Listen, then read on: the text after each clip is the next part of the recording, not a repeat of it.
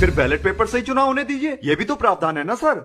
हम ईवीएम की जगह बैलेट पेपर से चुनाव की डिमांड करते हैं। नहीं जी, ये बैलेट से चुनाव नहीं होगा, बैलेट पेपर से चुनाव नहीं होगा। अभी मैं बता रहा हूँ, गलत है ये बात। जनता मुझे खुद चुनती है। देखो देखो, जनता आपको चुनती है ना, तो आपको क्या प्रॉब्लम है?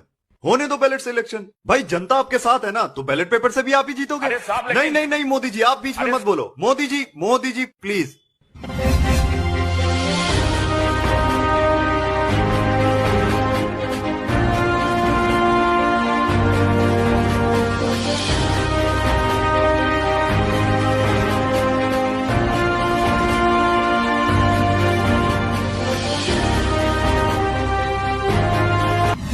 कैसे हो दोस्तों, मैं मोहम्मद नईम शेख। तो बताना चाहता हूँ कि एक छोटा बच्चा, भले ही वो 5th स्टैंडर्ड में रहे, 6 में रहे या 10th में रहे, जब वो पास होता है तो उसके चेहरे पे एक अलग ही खुशी का माहौल रहता है।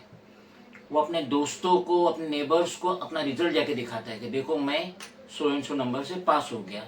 लेकिन जो महाराष्ट्र का विधानसभा का जो रिजल्ट आया और महायुति ने इतनी बड़ी जीत हासिल करी, लेकिन उनके एक भी विनर के चेहरे पे कोई खुशी, कोई जोश, कोई जुलूस कुछ भी नजर नहीं आया। जिससे जाहिर हो रहा है कि बजाय तो वो जीते, वो एमएलए बन गए, लेकिन इंटरनली उन्हें उनका जमीर झंझोड़ रहा होगा कि तुम्हारी मेहनत से एमएलए नहीं बने, तुम ये विधानसभा का इलेक्शन तुम्हारी मेहनत से नहीं जीते तो ईवीएम की मदद से। ये क्या रिजल्ट होता है? पहले तो देखा जाता है कि चंद एमएलए, चंद कैंडिडेट 80,000 90,000 वोट्स पाते थे, लेकिन इस इलेक्शन में तो ऐसा लग रहा है कि रेवड़ी बढ़ रही थी। जो देखो वो 80,000 70,000 90,000 1 लाख के ऊपर वोट ला रहे हैं। कैसे पॉसिबल है? और इस इलेक्शन में जो सबसे मेन चीज नजर आई है तो वो ये है कि ये है महाविकास आघाड़ी का कैंडिडेट और ये है महायुति का। अब ये दोनों के बीच में सारी रेवड़ियां बढ़ गई और बाकी जो रीजनल पार्टी लाइक अस, एम पॉलिटिकल पार्टी या फिर इंडिपेंडेंट, इनका तो सुपड़ा ही साफ कर दिए। हम 184 बाइकर लाख के जो रिजल्ट डिक्लेयर हो रहा था, हम स्टेज पे बैठे थे along with winning candidate Manoj Jamsutkar, और 186 में भी हम बैठे थे रिटर्निंग ऑफिसर के साथ स्टेज पे along with winning candidate Amin Patel.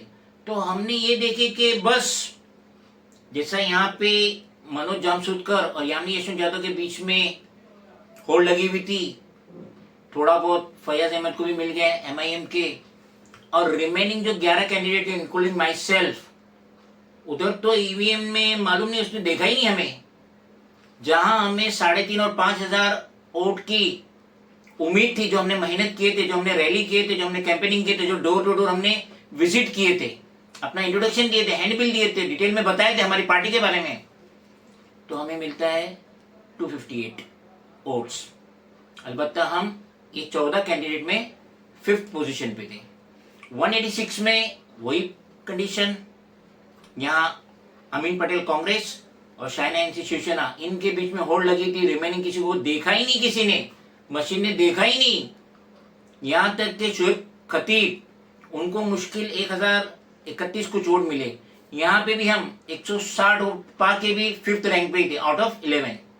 11 candidate में हम यहाँ पे भी 5th में थे, यहाँ पे भी 5th में थे। हमारे लेडी कैंडिडेट 135 मलबार हिल से, जहाँ कम कैंडिडेट थे, 8 कैंडिडेट थे, उन्हें 272 वोट्स मिला और वो 4th रैंक पे आए।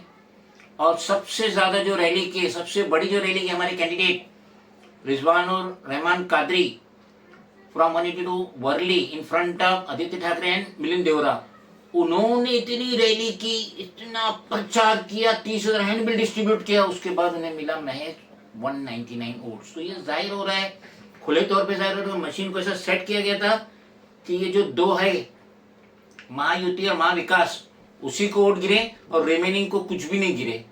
पॉसिबल ही नहीं है।